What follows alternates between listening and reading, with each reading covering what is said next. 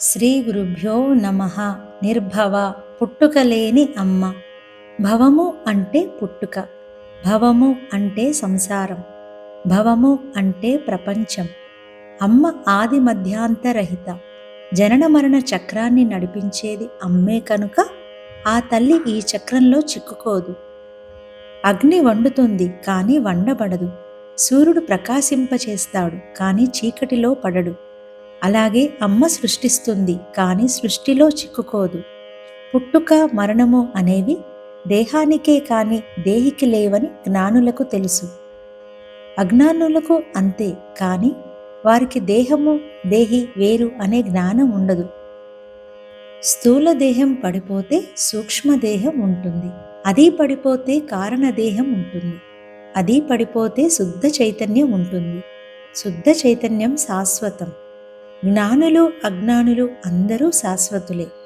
లలితమ్మ పరమాత్మ స్వరూపురాలు, ఆమెకు పుట్టుక లేదు. ఆ తల్లి నిర్భవ. ఆవిర్భావం అంటే ముందు లేనిది రావడం కాదు, ఇప్పటికే ఉన్నది కనిపించడం.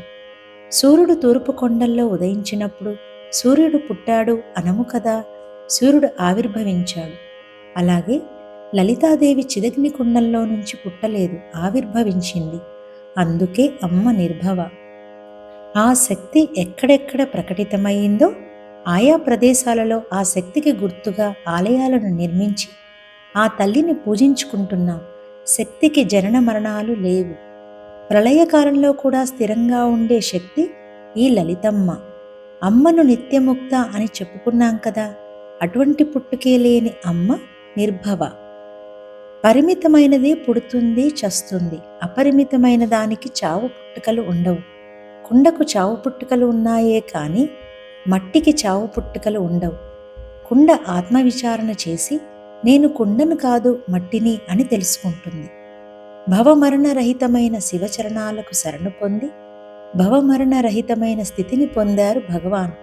భగవాన్ నిర్భవ. యో మామజమనాదిం చ వేత్తి లోకమహేశ్వరం అసమ్మూఢ సమర్థేషు సర్వపాపై ప్రముచ్యతే. నన్ను శ్రీకృష్ణుని జన్మరహితుడిగా, ఆదిలేనివాడిగా, సర్వలోకాలకు మహేశ్వరుడిగా ఎవడు సరిగ్గా తెలుసుకుంటాడో అటువంటి వాడు మనుషులలో మోహం లేని జ్ఞానవంతుడు. అతడు అన్ని పాపబంధాల నుండి పూర్తిగా విముక్తి పొందుతాడు. మనం కన్ను తెరిస్తే ఉయ్యాల, కన్ను మూస్తే మొయ్యాల అంటాడు జాలాది. జగదాంబ కన్ను తెరిస్తే సృష్టి, కన్ను మూస్తే లయం. భవలయాలకు మూల కారణమైన అమ్మకు భవలయాలు ఉండవు.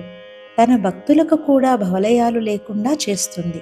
అమ్మ తన భక్తుని భవసాగరం దాటిస్తుంది, కానీ పడవలా కాదు, తీరంగానే మారుతుంది. పుట్టుక మరణం లేనివారు శాశ్వతులు. అట్టివారు పుట్టినా పుట్టని వారే, చనిపోయినట్టు కనిపించినా చావని వారే. నా సమాధి నుండే సమాధానమిస్తాను అన్నారుగా షిరిడీ బాబా. అలాంటి వారు శరీరాలను ధరిస్తారు, విసర్జిస్తారు. నటుడు పాత్రను ధరించి నాటకం అయిపోగానే విసర్జించినట్టు. కృష్ణుడు పుట్టిన చెరసాలలో ఓ బోర్డు ఉందంట. అందులో ఇలా వ్రాసి ఉంది, కృష్ణుడు ఇక్కడ పుట్టలేదు, పుట్టినట్టు కనిపించాడు అని. కృష్ణుడు నిర్భవ. నిజానికి జీవుడు కూడా భవమరణ రహితుడే. చావు పుట్టుకలు ఉన్నాయి అనుకోవడం వల్ల ఉన్నాయి, లేవు అనుకుంటే లేకుండా పోతాయి. జీవుడు కూడా దేవుడిలా శాశ్వతుడే, సనాతనుడే. కానీ అపరిపూర్ణ భావం ఉండడం వల్ల పుట్టాను చస్తాను అనుకుంటున్నాడు. ప్రతి జీవి ఉండుట అనేది ఉంది. ఉండుట ఉనికి లక్షణం, ఉనికే దైవం. జీవించైనా మరణించైనా నేనుంటాను అంటాడు నా గురువు. ఉండడం శాశ్వతం, ఇలా ఉండడం అలా ఉండడం అశాశ్వతం. ఉండు అంతే, అప్పుడు నీవే నిర్భవ.